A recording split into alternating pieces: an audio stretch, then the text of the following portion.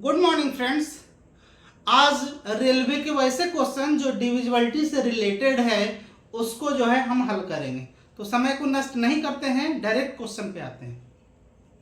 एक क्वेश्चन दिया गया है कि यदि x और y संख्या 115x कह रहा है कि यदि x और y संख्या 115xy के ऐसे दो अंक हैं कि वह संख्या कितना 90 से विभाजित है। ये कितना से विभाज्य है? 90 से विभाज्य है। तो कह रहा है कि x प्लस वाई का मान क्या होगा। हमको कुछ कितना पूछ रहा है? x प्लस वाई का मान पूछ रहा है कि क्या होगा। अब डिविजिबिलिटी का रूल यहां आता है। अब यहां देखिए, कोशिश कीजिए कि ये 90 से विभाजित होने का शर्त दिया है। तो पहले इसको, तो ये तो आपका क्वेश्चन में दिया हुआ है, ये दिया हुआ है कि 90 से विभाजित है ये संख्या।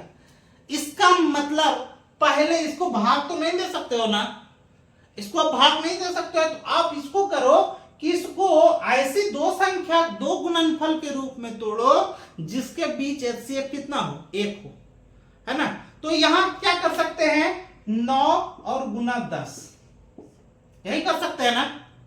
ये दोनों करने से क्या हो गया कि इसके बीच एचसीएफ कितना रहेगा? 1 रहेगा। और भी इसको तोड़ सकते हैं, ऐसा नहीं है। इसको तोड़ सकते हैं 18 और 5 से भी तोड़ सकते हैं, 18 और 5 से भी तोड़ सकते हैं। इसके बीच में एचसीएफ कितना हो जाएगा? 1 ही आएगा। लेकिन हम क्या कहते हैं कि दो लगातार संख्या के रूप में तोड़ने का प्रयास करो। ऐसा करने से आपका जो है क्वेश्चन क्या हो जाएगा? आसानी से बन जाएगा। अब यहां से देखिए, 9 से कटने का ये संख्या किससे कटना चाहिए? या तो 9 से कटना चाहिए या 10 से, है ना। 90 से कटने के लिए क्या कटना चाहिए? 9 से भी कटे और 10 से भी कटे। तो 10 से कटने का रूल है कि यदि इकाई अंक पे 0 होना ही होना है। इसका मतलब यहां पे 0 तो होना ही होना है, एकदम कंफर्म है। इसका मतलब आपका y का वैल्यू कितना है? 0 है। ये तो कंफर्म हो गया। क्योंकि 10 से कटना है, इसका मतलब इसका वैल्यू 0 होना ही होना है, चाहे किसी भी परिस्थिति में हो। ठीक। अब कह रहा है कि इससे तो आप काट दिए, अब कह रहा है कि इससे भी कटना चाहिए।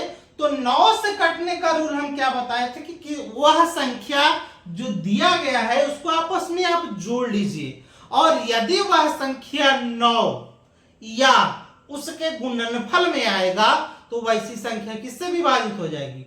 9 से विभाजित हो जाएगी, है ना। तो 9 से कटने के लिए क्या करेंगे? आप सबको जोड़ेंगे। तो यहां जोड़ेंगे 1 1 2 5 2 7, और यहां 9 7 तो हो गया और ये 0 है, इसका मतलब 7 ही रह गया। अब इसके जगह पे क्या होगा कि वो कम से कम 9 हो जाए।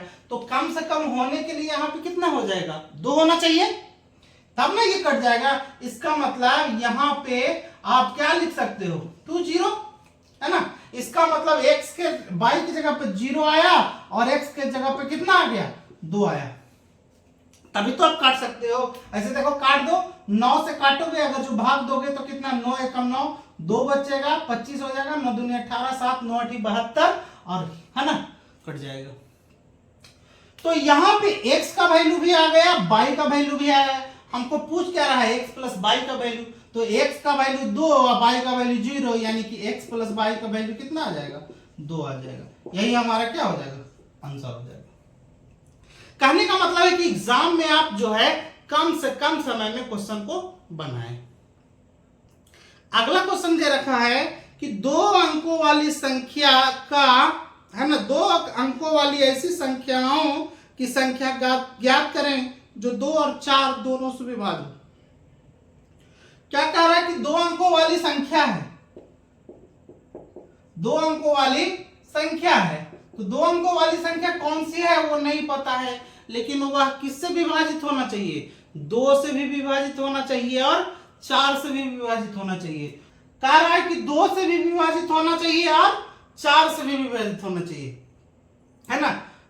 तो 2 अंकों वाली ऐसी संख्या, 2 अंकों वाली ऐसी संख्या की संख्याओं की संख्या ज्ञात कीजिए। आप देखिए 2 अंकों वाली ऐसी संख्याओं की संख्या बोला है ना।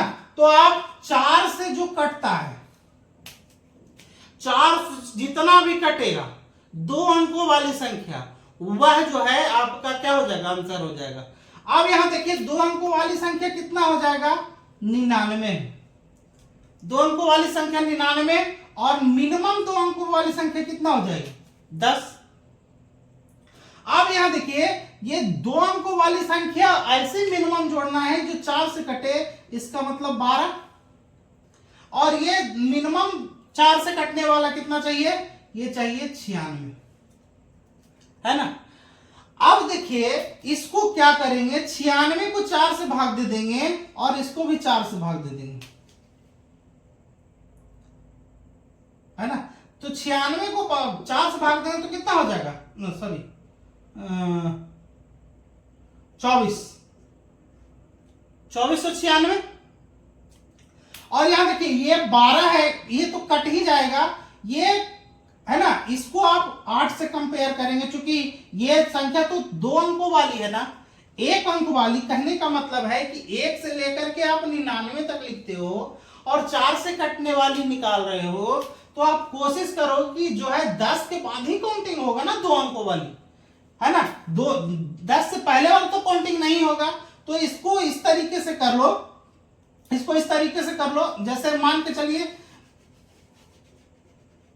2 अंकों वाली संख्या 10 हो गई, है ना, सबसे छोटी संख्या, और बड़ी संख्या कितनी हो गई, 99। 4 से जो कटने वाला है उसको जोड़िए, तो ये जो 4 से कटने वाला ये कितना हो जाएगा, 96। और इससे कम वाला, ये 10 से तो चालू ही होता है, ये 8 है, 1 अंक वाला। अब क्या करो, इसमें 4 से आप भाग दे दो, है ना, 4 से भाग दे दो, और जितना संख्या आएगा वही संख्या का संख्या हो जाएगा, जो 2 और 4 से जो है दोनों से क्या हो जाएगा, विभाजित हो जाएगा। तो ये काट देंगे 24 के 96 और ये काट देंगे 4 दूना 8, मतलब ये बड़ा वाला हमसे छोटा वाला आप घटा लीजिए, तो कितना हो जाएगा, 24 - 2 बराबर कितना, 22। कहने का मेरा मतलब है कि 22 ऐसी संख्या होगी जो किससे विभाजित होगी, 2 और 4 दोनों संख्या से विभाजित होगी। 22 ऐसी संख्या, 22 संख्या नहीं, 22 ऐसी संख्या, मतलब उसमें क्या आ सकता है, 12, 16, 20 इस तरह का, है ना। पहले तो क्वेश्चन ये देखेंगे लोग कि जो है कौन कौन कट सकता है, और 32 को ही मार सकते हैं और 12 को ही मार सकते हैं। कुछ लोग इसी को क्या बोले कि क्वेश्चन गलत है। क्वेश्चन गलत नहीं है, आपको समझने की जरूरत है कि क्वेश्चन क्या पूछा, ठीक है। अगला क्वेश्चन जो दे रखा है, क्वेश्चन दिया है कि यदि द्विघात समीकरण 5x² + bx + 4 का मान 0 है तो मूलों का योग, और मूलों का योग कितना है, 9। 5x² + bx + 4 का मान कितना है, 0 है, और मूलों का योग कितना है, मूलों का योग कितना है, 9 है। तो कह रहा है कि b का मान क्या होगा, b का मान क्या हो जाएगा, वो हमको नहीं पता है ना। मूलों का योग 9 है। अगर इस तरह का क्वेश्चन रहता है तो पहले समझिए, क्या इसका बेसिक है कि यदि ax² + bx + c का मान यदि 0 हो, और यदि इसके 2 मूल, यदि इसके 2 मूल अल्फा और बीटा हो, तो अगर इस तरह का इक्वेशन रहता है और अल्फा और बीटा इसका 2 मूल होगा, तो अल्फा + बीटा का मान हो जाता है माइनस में b/a के बराबर हो जाता है, और अल्फा × बीटा का मान हो जाता है c/a, है ना। इसका मतलब x² के गुणनफल में जो है ये वैल्यू a होता है, x के गुणनफल में ये b होता है, और ये c जो है कांस्टेंट वैल्यू है। इसका मतलब c का वैल्यू जो कांस्टेंट में मान दिया रहेगा वो हो जाएगा। अब यहां क्वेश्चन दे रखा कि 5x², मतलब a के जगह पे आपके कितना है, 5, b के जगह पे कितना है, ये हमको नहीं पता है, यहाँ कुछ भी हो सकता है। और c का वैल्यू कितना है 4, क्योंकि कांस्टेंट वैल्यू 4 है। अब क्या कह रहा है कि मूलों का योग, मूलों का योग कितना है 9 है ना, यानी अल्फा प्लस बीटा बराबर कितना 9, ये दे रखा है। अल्फा प्लस बीटा का मान दे रखा है और अल्फा प्लस बीटा का मान होता है माइनस बी बटा ए, मतलब माइनस में बी बटा ए। बी के जगह पे क्या आएगा बी ही आएगा और ए के जगह पे कितना हो जाएगा 5 हो जाएगा। तो माइनस में बी बटा 5 बराबर कितना 9। ये देखिए माइनस है तो माइनस बी हो जाएगा, ये नीचे इधर भाग में है बराबर के उस तरफ जाएगा तो क्या हो जाएगा गुना में हो जाएगा। तो 9 गुना 5 कितना हो जाएगा 45, यानी कि b का मान कितना हो जाएगा, ये इधर चला जाएगा कितना -45। यही हमारा क्या हो जाएगा आंसर हो जाएगा। कौन सा आंसर है, कौन सा नंबर ऑप्शन 4 नंबर ऑप्शन। अगला क्वेश्चन देखिए दे रखा है, कह रहा कि द्विघात समीकरण 4x² + 7x - 21 कितना 4x² + 7x - 21 बराबर कितना 0। तो मूलों का योग क्या होगा। देखिए जो हम पिछले क्वेश्चन में टॉपिक पढ़े उसी से रिलेटेड है।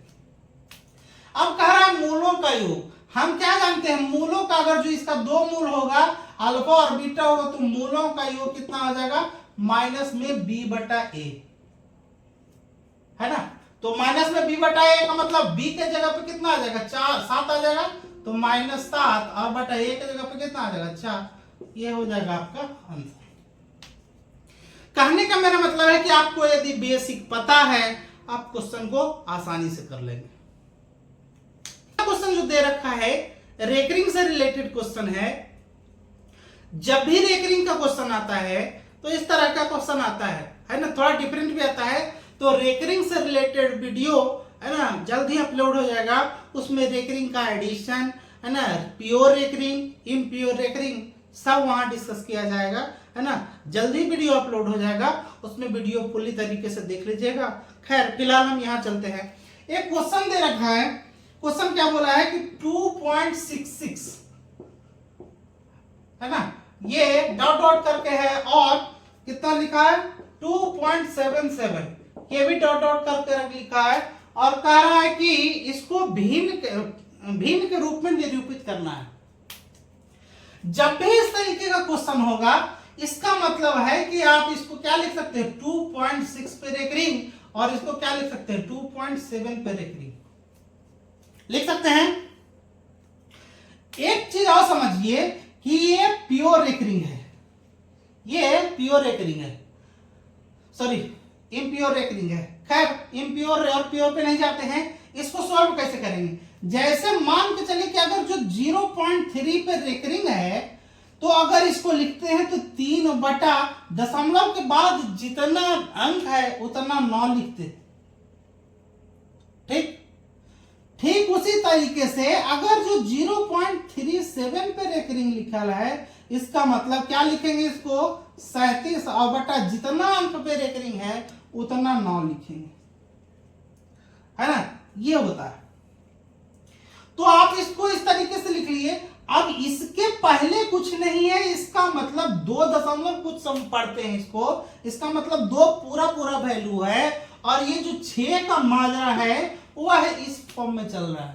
तो इसको आप क्या लिख सकते हैं 2 पूरा लिख दीजिए और यहाँ क्या लिख देंगे 6 बटा 9, क्योंकि इसका ही सिर्फ लिखना है तो लिख दिए और प्लस इसको भी उसी तरीके से लिख देंगे 7 बटा 9। देखिए यहाँ कट रहा है 3 दूना 6 3 तिया 9, कटेगा तो काट देना है, इसमें कोई घबराने की बात नहीं है। इसको तोड़ देते हैं तो 3 दूना 6 और 2 कितना 8 बटा 3 और प्लस ये कितना हो जाएगा 9 दूनी 18 7 कितना 25 और बटा कितना 9।